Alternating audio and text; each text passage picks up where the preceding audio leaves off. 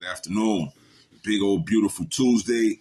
Tuesday is always a cool day. It used to be NBA night on TNT, but it's not no more. Right now it's Don Boy 718. Thank y'all for tuning in. Want to get straight into some NFL business and some NFL stories. Okay, lately we noticed that the NFL season just ended on Sunday. Talking about Sunday, week 18, some teams that played.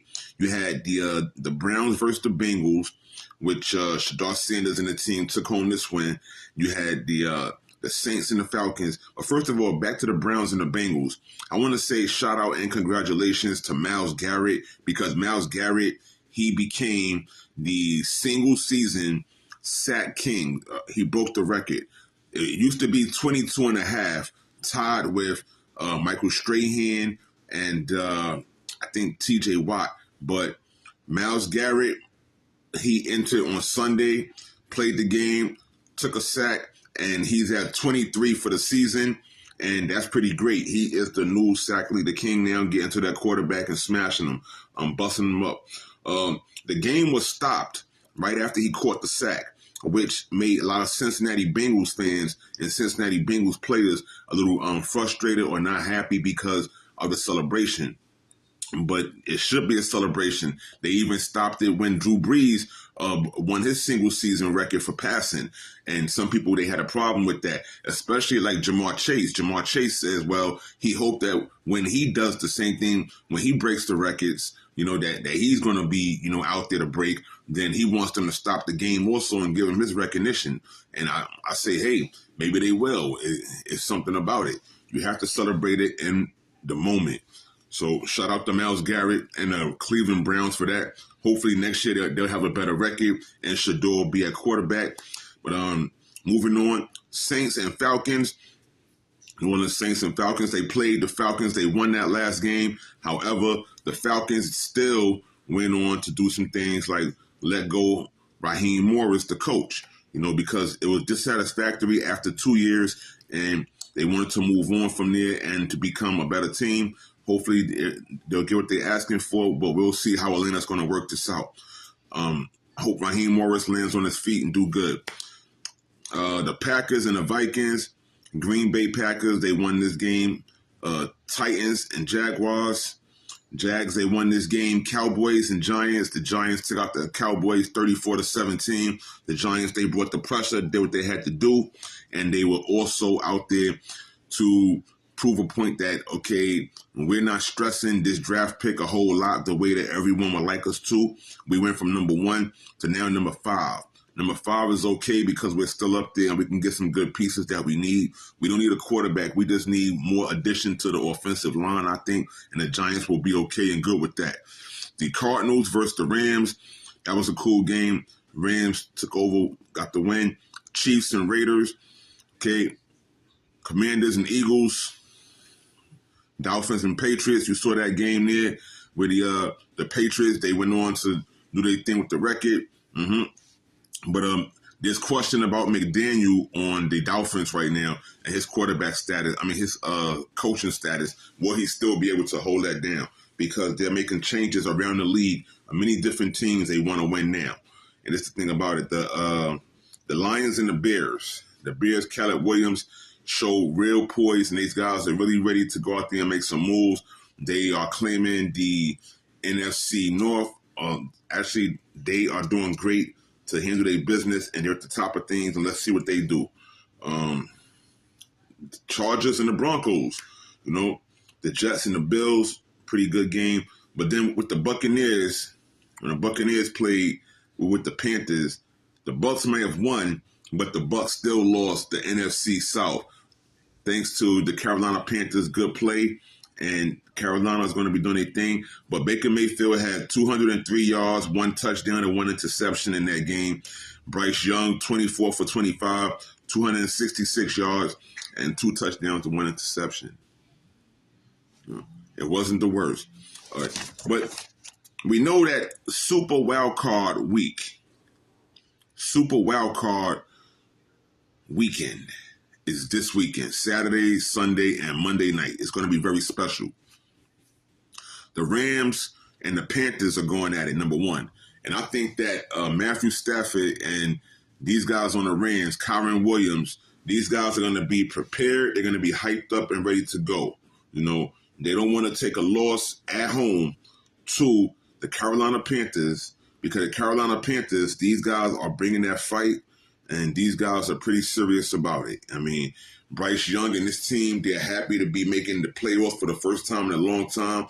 This is the first time for Bryce Young in his young NFL career, and this should be something special that these guys have been fighting, and this is a comeback for him. So for him to try to be the guy now that people wanted him to be 2 years ago, and thanks to injuries, you know, you could say that this process was delayed, but we'll see what happens now.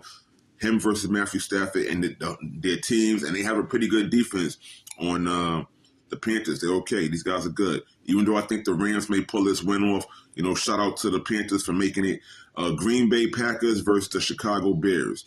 The Chicago Bears, like I said, Caleb Williams and his team, they're hyped up. They're ready to go. Romeo Odunze, really good, you know, young wide receiver there. Him and Caleb Williams, they have this connection, and that could carry them over, provided that, you know, DeAndre Swift, he gets his yards on the ground also and gets busy. Chicago can beat the Green Bay Packers, but don't forget that you have Jordan Love over there. Jordan Love with Micah Parsons and a reunited Trayvon Diggs. And this could be real problems for Chicago, because we know that when it comes to the playoffs and all-around play, Green Bay gets really serious with it. And so we're going to have to wait to play this one out to see what's going to actually happen. You know, somebody's going to be some banging, some swifting, and some jiffing over here. A lot of shit going to happen out there on the field. Don't play around. These guys are real serious with it. Bills and the Jaguars. Definitely Buffalo Bills. Josh Allen over Trevor Lawrence. I'm telling you, Travis Etienne, real good guy. But those ground yards, it may do a lot. But I'm hoping that James Cook goes out there and has a real good game. And James Cook, do not delay us. Do not make us seem bad. Go out there and do what you got to do. Have that confidence, because it's going to be a big game, but show them why you got that contract and why the Buffalo Bills are up there as contenders for the Super Bowl this year. 49ers versus Eagles. We know that George Kittle is back. And these 49ers, they've been going through their change of rotating players back into the rotation, because some of these dudes have been hurt and they've been out for a while. Brock Purdy, he's there, he's adjusted. We're going to try to see what this battle going to look like between him and Jalen Hurts. Jalen Hurts and the Eagles, they can revive their career. Him and A.J. Brown, along with Saquon Barkley, I think that these guys are going to be ready to go. And not to mention that Philadelphia Eagles defense. You know, Jalen Carter, you know, it's going to get real serious out there. Jordan Davis, I'm trying to tell you, these guys are not coming to fool around. I think Philadelphia can get this win, and there's no problem why they shouldn't win on Sunday. The Chargers and the Pats, Coach Harbaugh, he's going to bring the best. He knows how to work with these young guys, but don't underestimate the fact with the Pats, the way that Drake May and these guys have been winning lately, and Stephon Diggs, they've been putting it out there on the floor. And Stephon Diggs, another 1,000-yard season. So it's going to be a real good game to watch, Chargers and Pats. And if you ask me, I think that both teams have a chance to win, but it depends on how prepared Harbaugh will have his team ready to go, because we already know that, you know, Coach Vrabel and the Pats, they're going to be out there, and these guys ain't fooling around. They ain't taking no prisoners right now. So we'll see what happens. And they play good defense. You know, you've seen how they've been cracking and battling some dudes when they've been over there on the floor, on the field. Texans and Steelers, the main game on that Monday night. We want to see what's going to happen with this Pittsburgh Steelers team. They've evolved. They have Aaron Rodgers as the quarterback now in this one-year deal that he signed with them. He's a veteran. He's been there in pressure situations. Him and Mike Tomlin. Mike Tomlin has almost 20 years of successful winning seasons with the Pittsburgh Steelers. So we're looking forward to see if this is going to be another one, another good ending, or how's this going to go with him and Aaron Rodgers. And they're getting back DK Metcalf. DK Metcalf, who was out for 2 games because of that altercation that he was in, you know, he's going to be back and he's going to be ready to play. And I think that him and Aaron Rodgers are going to be able to work on that chemistry and be real confident that they can get past this Texans team, which is going to bring that pressure, because if Aaron Rodgers is not able to take some of them hits, because we know what this Houston Texans team can do on the defense, and along with C.J. Stroud, Nico Collins, and these guys on the offense, it's going to be a crazy game. So that's why I see why they put it on the main stage for that Monday night, because Texans and Steelers, it's going to be a real bang up. It's going to be a real, exciting game. It's going to be fun. It's going to be something to do. It's going to be awesome. Check it out. It's going to be something. But also, I want to talk about, in the midst of all of this, while this is happening, there have been a lot of different coaching changes and organizational shakeups. We start with Jonathan Gannon from the Arizona Cardinals. He's fired. Brian Callahan from the Tennessee Titans. He's fired. Kevin Stefanski from the Cleveland Browns. He's definitely fired. He should have figured this thing out a long time ago and started Shador, did the right thing. Brian Callahan, he didn't know how to use Cam Ward on the Titans. Now we have Brian Daboll from the Giants.